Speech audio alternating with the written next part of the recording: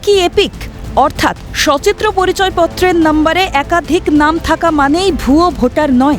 Epic number এক হলেও vote কেন্দ্র এবং বিধানসভা কেন্দ্র আলাদা হতে পারে। বিজ্ঞপ্তি জারি করে সাফ জানিয়ে দিল জাতীয় নির্বাচন কমিশন। ভোটারদের আশঙ্কা দূর করতে একই এপিক কার্ড নম্বর সংশোধিত করার সিদ্ধান্ত নিয়েছে কমিশন।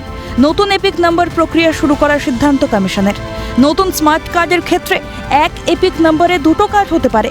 ভুতুরে ভোটার তালিকার বিতর্কের পর বিজ্ঞপ্তি জারি জাতীয় নির্বাচন কমিশনের। এপিক কার্ডে যে কেন্দ্রের ভোটার তালিকায় নাম রয়েছে সেখানেই ভোট দেওয়া যাবে, অন্য কোথাও না। রাজ্যের বিভিন্ন জেলায় একই এপিক নম্বরে অন্য রাজ্যের ভোটার রয়েছেন। সম্প্রতি এমনই অভিযোগ তোলেন মুখ্যমন্ত্রী মমতা বন্দ্যোপাধ্যায়। তা নিয়ে সরগরম হয় রাজ্য রাজনীতি, সুর চড়িয়েছিল বিরোধীরাও। যেটা মাননীয়া সেদিন অভিযোগ করলেন, এটা তো উনি সবকিছু জানেন।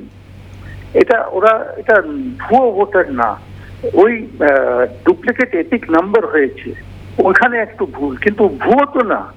আর একটা জিনিস, যদি আমি বেঙ্গলের ভোটার আর একই এপিক নাম্বারে যদি হরিয়ানার কেউ ভোটার থাকে, হরিয়ানার ভোটার, উনি বললেন হরিয়ানার ভোটার এখানে এসে ভোট দিয়ে দেবে, আমাদের ভোটার ভোট কেড়ে নেবে, এটা তো হতে পারে না। বিধানসভায় ভোট শুধু ওই রাজ্যের লোক দিতে পারে। এবার এই বিতর্কে জল ঢালার চেষ্টা করল নির্বাচন কমিশন। তবে কমিশনের এই বিজ্ঞপ্তিতেও রাজনীতির গন্ধ পাচ্ছে বাম শিবির। কমিশন বলছে যে আলাদা একই ব্যক্তি আলাদা আলাদা কেন্দ্রের ভোটার হতে পারে, এইটা নির্বাচন কমিশন বোঝানোর চেষ্টা করছে।